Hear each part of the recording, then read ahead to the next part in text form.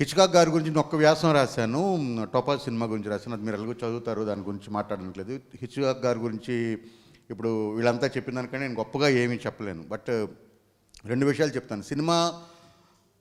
నాకు సినిమా మీద ఫస్ట్ అనురక్తి ఏర్పడడానికి రెండు సినిమాలు సార్. ఒకటి ఖైదీ, రెండు అన్వేషణ. ఆ రెండు సినిమాల ద్వారానే నాకు సినిమా అన్నదే తెలిసింది. నేను అన్వేషణ అనే సినిమాని చూసి నేను మళ్ళీ నా క్లాస్మేట్స్ ఒక ఇద్దరం కలిసి ఇంట్లో డబ్బులు దొంగతనం చేసి మళ్ళీ రెండోసారి ఆ సినిమా చూసి, ఎందుకంటే అప్పుడు యూట్యూబ్లో లేకపోతే ఇంకోటి లేవు కాబట్టి ఖచ్చితంగా థియేటర్కి వెళ్ళి చూడాలి. సో అన్వేషణ చూసిన తర్వాత అంటే సినిమా మీద అనురక్తి ఏర్పడడానికి రెండు కారణాలు. ఒకటి ఖైదీ, లేదా అంతకుముందంటే హీరోలు మీకు తెలుసు కదా, హృదయం టక్ చేసుకొని విగ్గు పెట్టుకొని కాలేజీలకు వెళ్ళేవారు. ఆ సినిమాలో నచ్చేవి కదా నా చిన్నతనంలో. తర్వాత మహర్షి సినిమాలో ఊర్వశి రూహా పాటతలక ఎడిట్ ప్యాటర్న్ సార్. అంటే అప్పటికి అసలు అదంతే ఏం కూడా తెలీదు. అరే భలేగుంది ఈ పాట, ఇది ఏంటి ఇలా ఉంది అనేది అనిపించిన దగ్గర నుండి ఇప్పుడు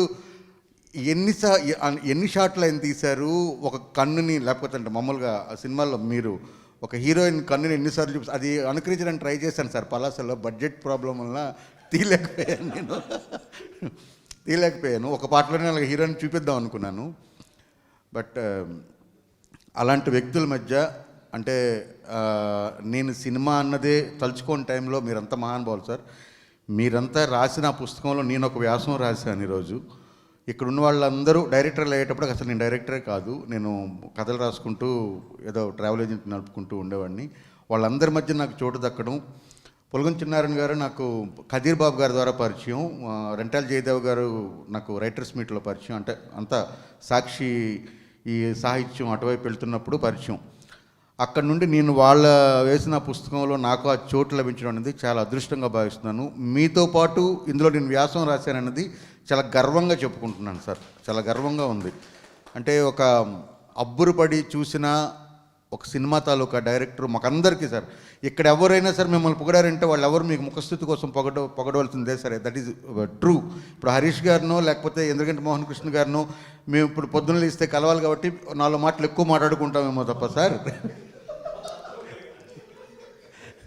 మీ గురించి ఏం మాట్లాడినా అది అక్షర సత్యం సార్. ఇది ఒకటి. రెండోది బుక్ మేకింగ్. నేను సాహిత్యంలో ఉన్నాను, నేను పుస్తకాలు నా పుస్తకం కూడా 2 రోజుల కిందట రిలీజ్ అయింది. సవర్లకొండ. నేను 10 ఏళ్ళుగా రాస్తున్న కథలు సవర్లకొండ 10 షార్ట్ స్టోరీస్ కాంపిటీషన్ సార్, అది రాశాను. బుక్ మేకింగ్ అనేది చాలా వరకు చూస్తే ఇందాక ఎవరు వంశీ గారే చెప్పారు బుక్ మేకింగ్ గురించి. నార్మల్గా పుస్తకాలు 2 రకాలు. బంగాళదుంపతో 100 రకాల వంటలు చేయడం వల్ల కానీ ట్రైన్లో అమ్ముతుంటారు మనకి. సో ఆ మేకింగ్ వేరే ఉంటుంది. ఈ పుస్తకం చేయాలంటే ఇలాంటి పుస్తకం కొంచెం హార్డ్ బౌండ్ ప్లస్ దాంతో ఒక ప్రింటింగ్ క్వాలిటీ కానీ. నా పుస్తకం 182 పేజీలు, దాదాపు 2.5 నెలల శ్రమ. 2.5 నెలలు శ్రమ పడితే కానీ ఆ పుస్తకం అలా రాదు. మరి ఆయన 2 ఏళ్ల కిందట మొదలు పెట్టారు, ఇప్పుడు తీసుకొచ్చారు.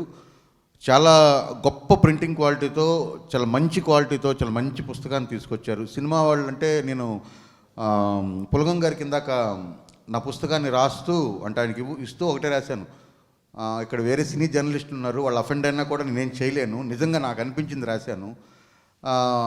తెలుగు చలనచిత్ర పరిశ్రమలో ఉన్న ఏకైక సినిమా జర్నలిస్టు పులగం చిన్నారాయణ గారు కానీ రాశాను. ఎందుకంటే సినిమా జర్నలిజం అనేది ఏమైందో మీకు అందరికీ తెలుసు, మళ్ళీ అది కొత్తగా మాట్లాడడానికి ఏం లేదు. ఎందుకంటే ఆయన నేను ఎప్పుడు కలిసినా సరే ఎదర్ ఒక సినిమా గురించిన పుస్తకం అయినా మాట్లాడతారు, లేకపోతే ఆయన రాసిన వ్యాసాలు సినిమా గురించి రాస్తారు, లేకపోతే సినిమాల్లో తిరుగుతుంటారు, సినిమాని ప్రమోట్ చేస్తుంటారు. పిఆర్ఓగా ఉన్నారు. మీరు ఏం తిన్నారు, ఏం తాగారు, ఎక్కడికి వెళ్ళారు, ఆ హీరోయిన్కి మీకు ఏంటి, అలాంటి ప్రశ్నలు ఆయన అడగడం నేను ఎక్కడా చూడలేదు ఈరోజు వరకు. సో సినిమాలకి సాహిత్యానికి మధ్య ఒక వారధిగా ఉండి ఇలాంటి మంచి పుస్తకాలు తీసుకొచ్చి మమ్మల్ని అందులో భాగస్వామ్యం చేసినందుకు థ్యాంక్ యూ చిన్నారాయణ గారు.